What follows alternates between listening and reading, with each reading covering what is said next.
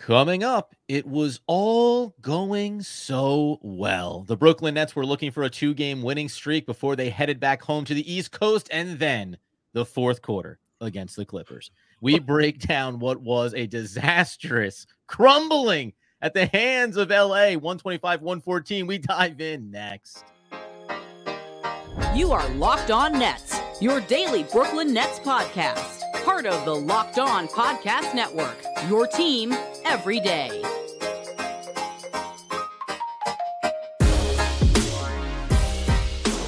Brooklyn,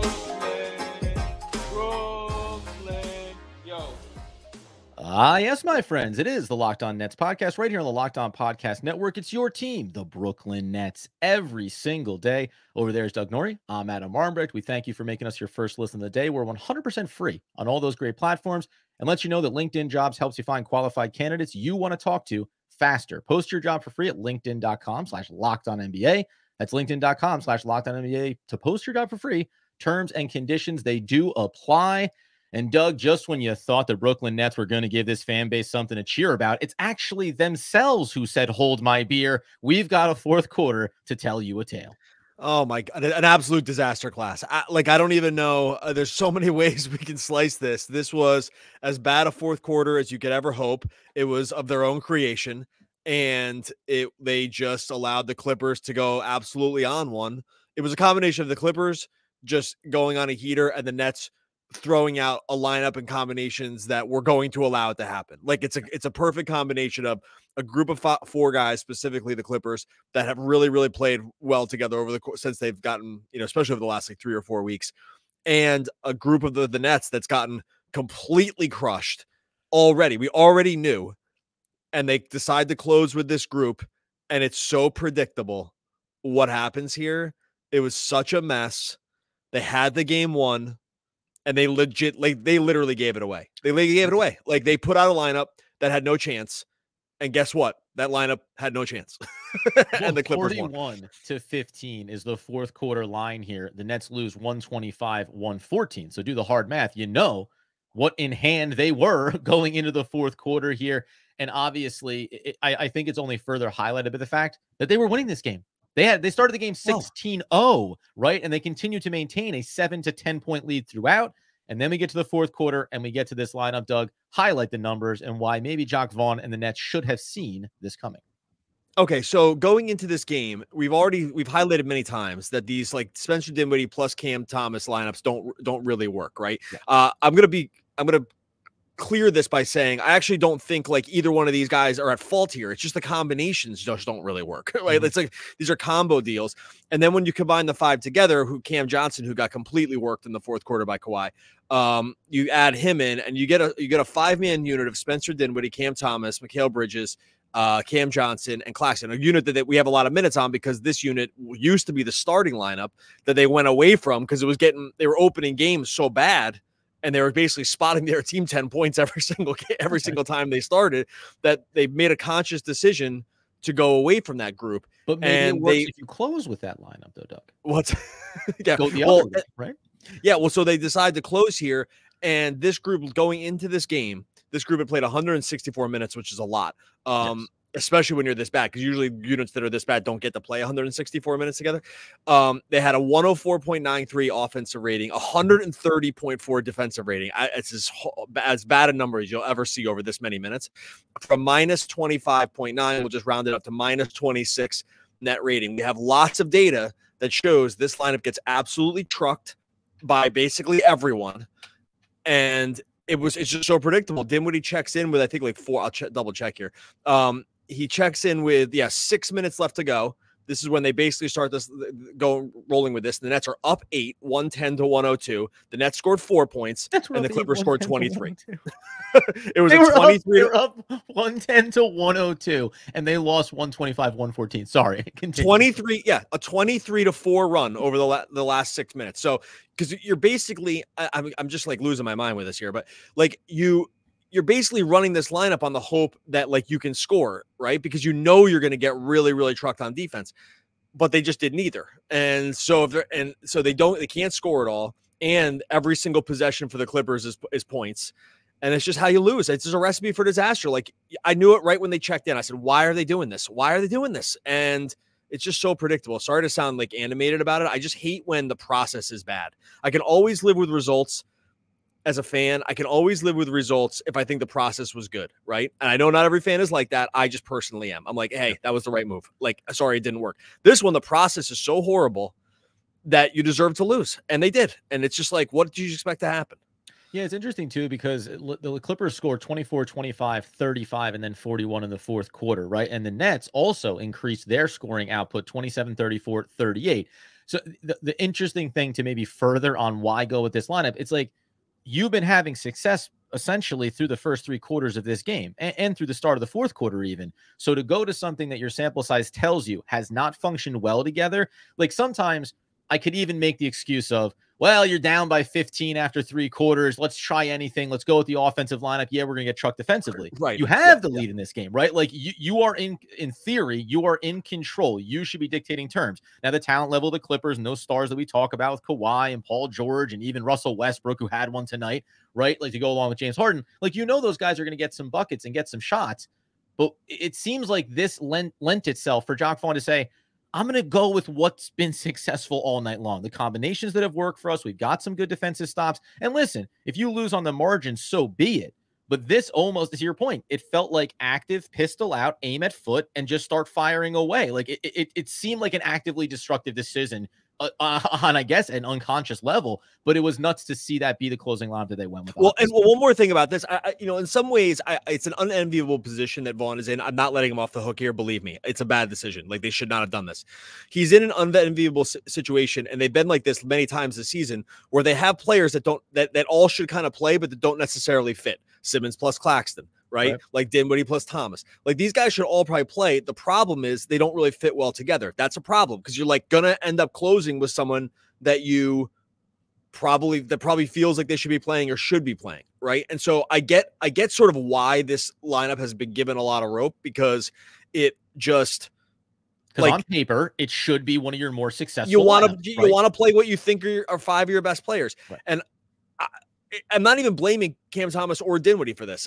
Like, they're fine. And Cam Johnson is going to draw a lot of complaints here. And it's not like the sample size on the Dorian Finney-Smith swap has been great either. Like, these are just the numbers just don't really work. So at the risk of going long, which I already have here about just like sort of just losing, like freaking out about this, it's a tough spot.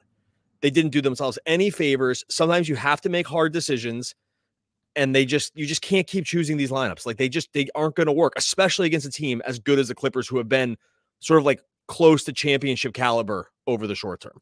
And no excuses being given here, but I do feel like the Nets, specifically because of they've lost 4 games out of their last 18, are susceptible to self-doubt, right? They're susceptible to, well, what's the right answer here? Honestly, the Nets aren't winning a lot of basketball games. They don't find themselves up late in games looking to close teams out often. They should still be prepared for it. The data tells you shouldn't use this lineup, but it seems like sometimes these moments coalesce for Brooklyn to make the wrong decisions to go along with these combinations. And coming up here in a second, we'll drill down on some additional late game stats for the Brooklyn Nets players, which also make this a difficult spot to be in when you want to lean on your best scorers, but sometimes they have not been the best when it comes to late game sequences. We'll dive into that in just 1 second. All right, before we get to that, make myself feel a little bit better, tell you about our friends over at LinkedIn. The start of every new year, small businesses, owners are asking themselves the same questions. What's the one move I can make that'll take my business to the next level in 2024? LinkedIn Jobs knows that your success all depends on the team you surround yourself with. That's why LinkedIn Jobs has created the tools to help find the right professionals for your team faster and for free. I love those words. LinkedIn isn't just another job board. It's a vast network of more than 1 billion professionals, which makes it the best place to hire. Hiring is easy. We have that many quality candidates. So easy, in fact, that 86% of small businesses get a qualified candidate within 24 hours. That's a day for all you math nerds out there. It's why small businesses rate LinkedIn Jobs #1 in delivering quality hires versus leading competitors. Post your job for free at linkedin.com/LockedOnNBA. That's linkedin.com/LockedOnNBA to post your job for free. Terms and conditions apply.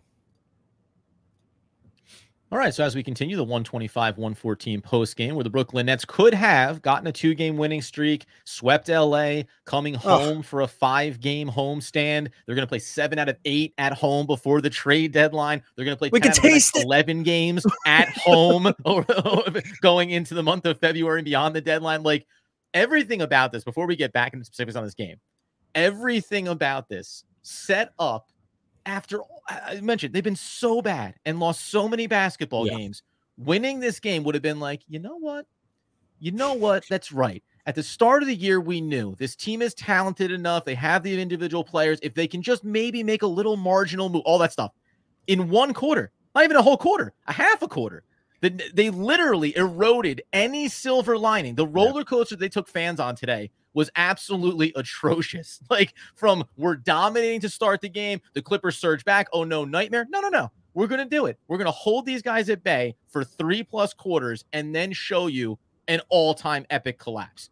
And you know, and it's funny too, because if we had podcasted after the Laker game, and sometimes I feel like we run really bad with just sort of like podcasting schedules, and maybe this is why they won. Maybe the reason that they won this game, lost this game, is because of our podcasting schedule. Happy to take full responsibility if that's the case. It is, you know, with this team specifically, we are on kind of a game by game vibe basis, right? Like, and like that's just the story. That's going to be the story of the season, and so the vibes coming out of LA are like cautiously optimistic. It's like, hey, maybe they went out, they turned things around here a little bit.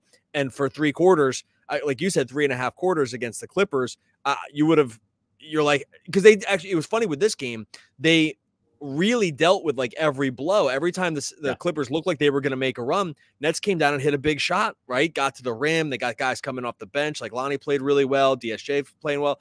Like they were really stopping any semblance of a run. So to legit just feel like you handed it back in the last 5-6 minutes is particularly heartbreaking. I wouldn't say, I would say this is probably the most frustrated I've been after a loss. I mean, sometimes these things are a little bit more front of mind, but yeah, man, the vibe check for 6 quarters was amazing, right? The second, third, and fourth against the Lakers and the first 3 against the Clippers, you're giving an A+ across the board, and to have it completely get dumpstered in the fourth is kind of the story of the season to some degree. First, second, and third quarters of the year, I got perfect A's. But in that last quarter, somehow I dumpstered myself, and I will be going to summer school. Yeah, like threw something at a teacher and got expelled. I mean, that's what it feels like. Yeah, right. I will no longer be getting education at a higher level. I also think, vibes check is going to be a new segment for the show going forward. There's a little vibes check, see how everyone's doing. Now, inside of this, so the other thing that I thought about, which really, this goes beyond the game in some regards because things are going off the rail a little bit.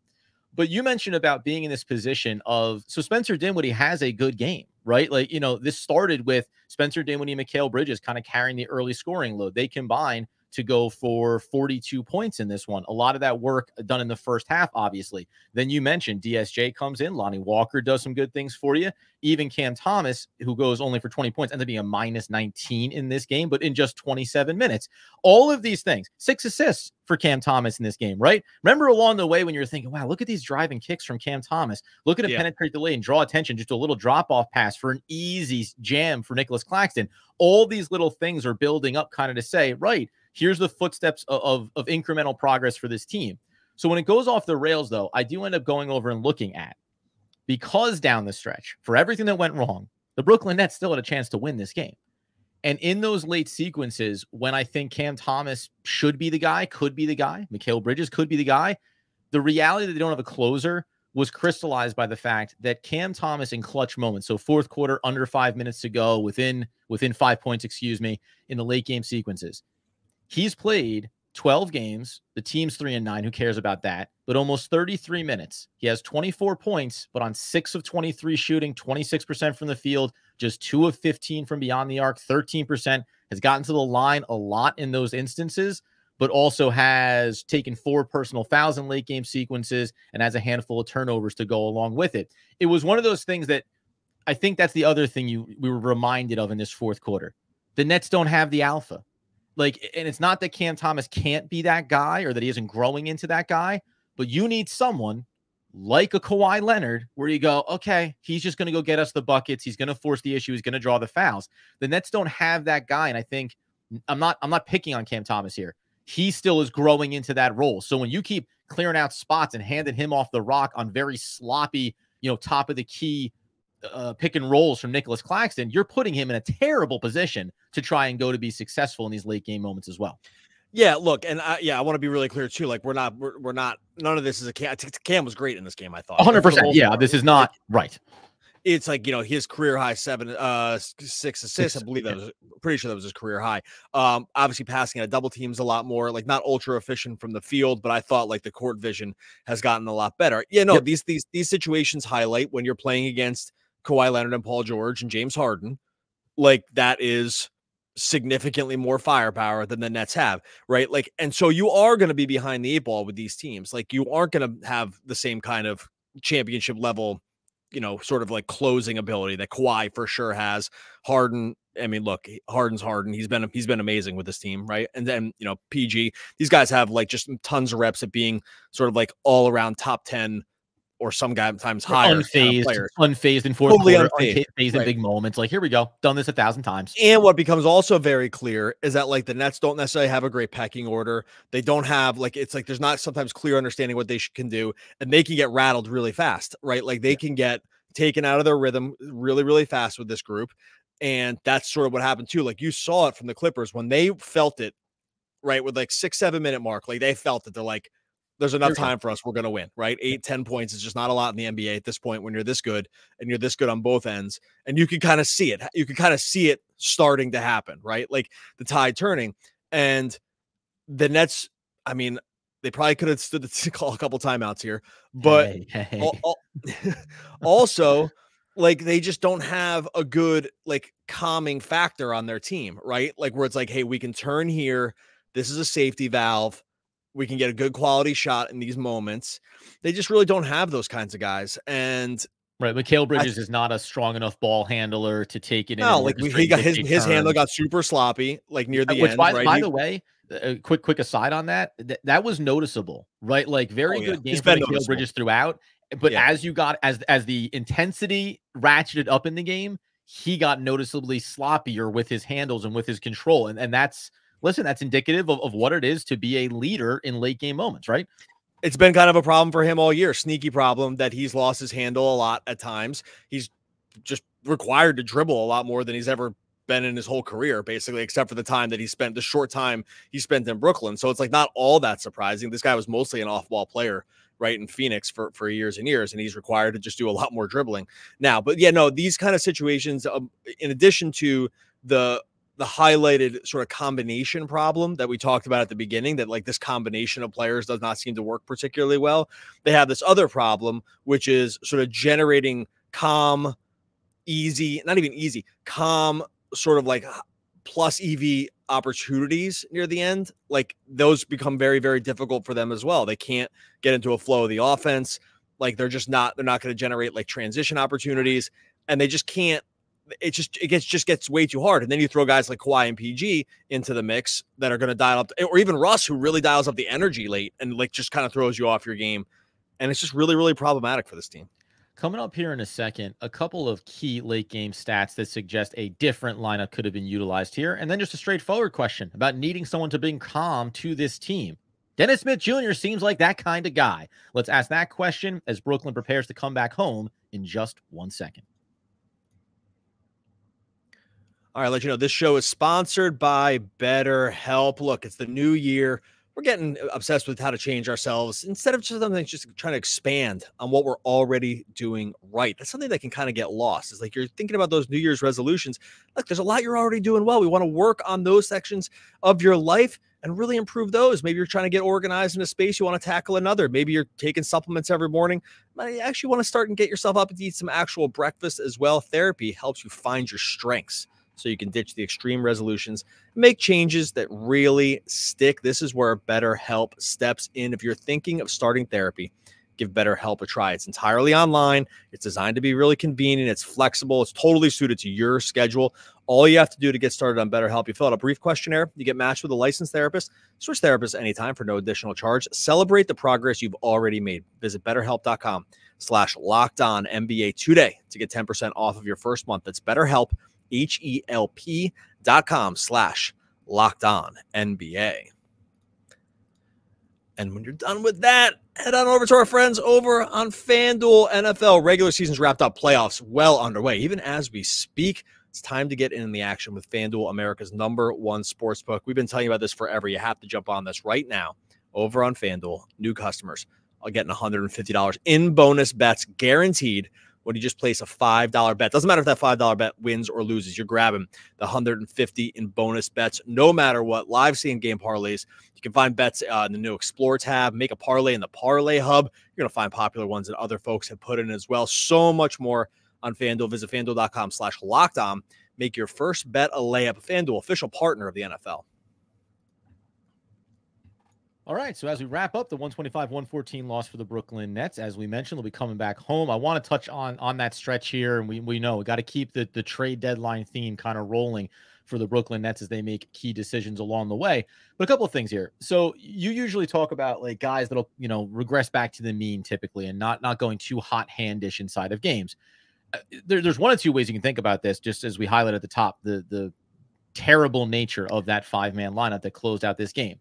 Now, you can think about guys like Royce O'Neal, who, by the way, when you go with clutch scorers for the Brooklyn Nets this season, Royce O'Neal's the best. He's 60% from the field. He's 75% from downtown. Now, he had a terrible game, right? Bad matchup for him, but you could still go back to that well if you want to. Then it goes Mikal Bridges, then it goes Dorian Finney-Smith. So options like that. On top of which, if you want to have that calming kind of presence there, Dennis Smith Jr. has already shown the ability for that. I don't know, what combination of guys you want to adjust to here in this five-man rotation, but this is the part that I find difficult to wrap my head around because no sample size has told you, not even just this lineup, but in general, no sample size of games has really told you that anything is so successful that you can't do something different. And I find it odd that we actually haven't seen more closing lineup combinations because outside of that Lakers game, the Nets are not doing a lot of winning right now. I think that they just are still just not sure. I think that if you look at their rotations over the last couple games, and I was actually going to start tracking this because I was gonna graph it, and then there was like some overtimes thrown in there, and I kind of just stopped because the minutes were going to get kind of thrown off with these overtime games. But if you look at their rotations over the last couple games, it does speak to a team that, and this kind of highlighted it too, speak to a team that kind of sometimes I think they don't know if they're coming or going. Right. And I think that that is actually really the core piece of what's happening here is that I think they're just not sure. Because if you look at kind of their substitution patterns over the last couple of games, I mean, they're wildly different. Harry Giles checks in as the second sub against the Lakers. Watford doesn't play at all. They kind of revert back. And I get it. You're trying to go big, against AD and company, and they try to protect the rim a little bit more, and you don't have to do it here. And so I get that there's some context to this. But if you kind of dial in on some of these substitution patterns and combinations, you'll see a group that doesn't continuity has been a problem. I think the staff is just not sure what totally works. Maybe it's just a combination of guys or just some guys are really hard to play with. You can't pair. It's hard to pair Lonnie Walker and Cam Thomas together, right? It's hard to pair I'm trying to think of another example because I use Cam Thomas a lot and I feel bad about that one. It's not really his fault, but they just have Johnson is a weird guy at times to pair with. Yeah, right. You can't go super wing heavy because you'll get blown by on defense. So if it's Royce plus Cam Johnson plus DFS, you're going to be in trouble against twos. Right. So there's they have, they're overly wing guys that all kind of project 3.5 to 4s instead of anything else. So they have to some degree some weird problems with that. But then there's also, if you look at they've run a ton of different five-man combinations for a team that has had relatively good health. I know sometimes Nets fans aren't going to think that because it's you focus in on your own injuries and they see more. The Nets have been relatively healthy outside of Ben Simmons. Their guys have played. Yeah, right. With Day'Ron Sharpe when I was oh man, it feels like what's next. But then at the time it was, look around the NBA landscape. Teams have lost far more important players for far longer stretches. Name any team. Name any team except for the Nuggets and teams that are doing it. There's been some that have had relative health, but every team has basically lost some important player over this course season. Many players, right? Dallas has been one. They've run a million different combinations. Everyone's been hurt at one point. My long point here is that the Nets have been relatively healthy and still have lots of five-man combinations. I think 66 or something like that all together. because I just think they just like aren't totally sure. I think they just aren't totally sure. And this highlights it. I think they just don't know, and they don't know. And they're trying to serve two different sets of circumstances here that do not align. And this game was just such a highlight of that for me.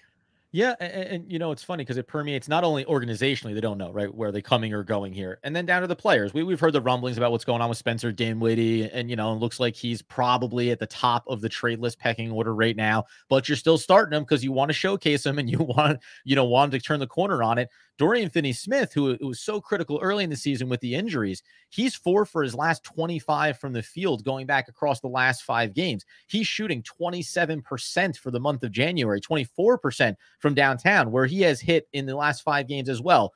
What is it? 0 for 8, 0 for 12, 0 for 17, 2 for 17 overall from deep.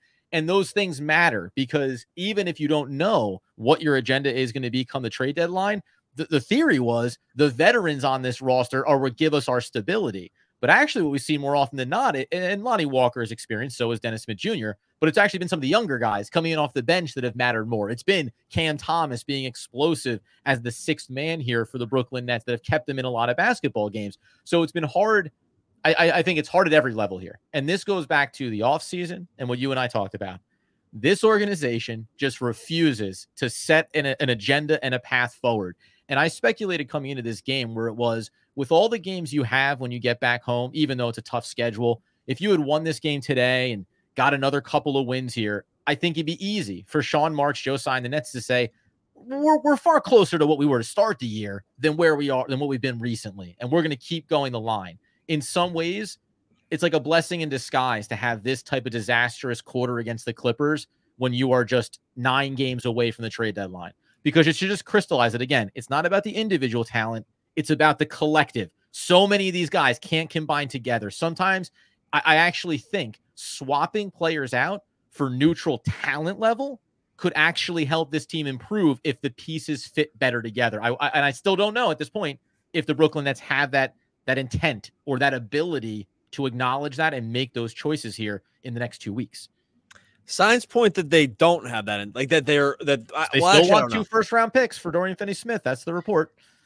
I think they don't want to trade him. I think that they want to keep. I think that they want to like be able to like bring in someone like DeJounte Murray, and they want to contend for a playoff spot. And I'm just curious. That's what I think they seem to want to do. Unless I'll be honest with you, short of trading everyone away, that would be the only thing that would convince me. I just don't. They're just not interested. I think they hate the optics on the Houston picks.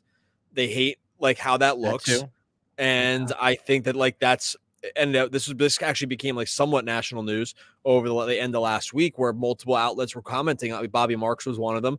And there was another one, I forget, but they were talking about how it's different than the original situation that Marks inherited, where the previous regime had traded all those picks and they just didn't care. They're like, hey, that's not our problem.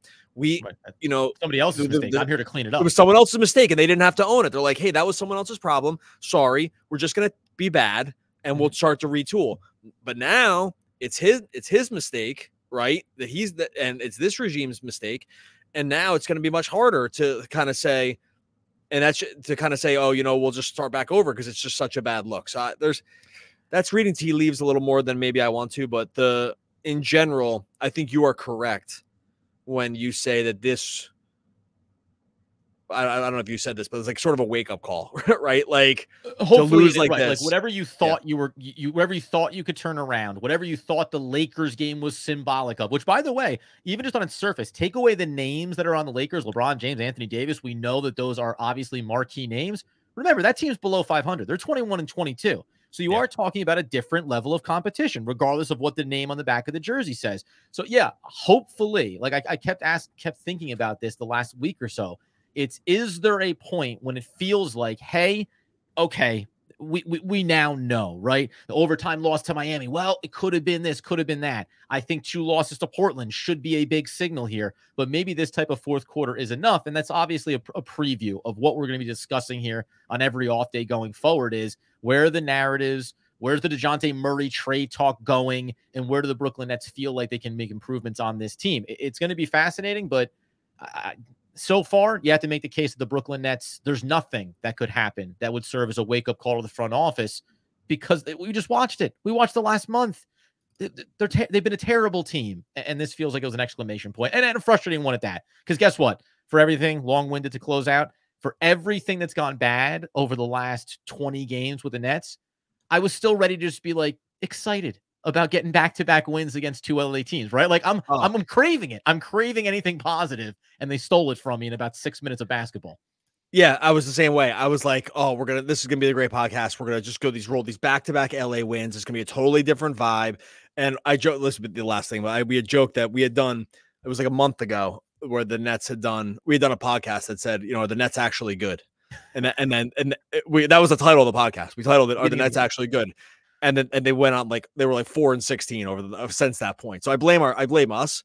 Yeah. And I was like, okay, we're going to acknowledge the mistake, and we're going to come into this thing, with like with 2 wins, and we'll start to turn the tide around. No, they stuck it away. All right, we're going to get out of here. Much appreciated, everyone that's been with us here for years and years now with Locked On. If you are new to the podcast, make sure you subscribe over on YouTube. Make sure you subscribe wherever you listen to podcasts as well. Totally free for you. Helps us come at you every single day for free. Subscribe on YouTube. Subscribe wherever you listen to podcasts. A person's emotional state or the atmosphere of a place as communicated to and felt by others. Why, that's Oxford's definition of vibes. Oh, Oxford, one of the all-time great poets. We're back. That's cracking me up. We'll be back again. We're back again tomorrow talking more Brooklyn Nets basketball. Basketball. Oxford basketball.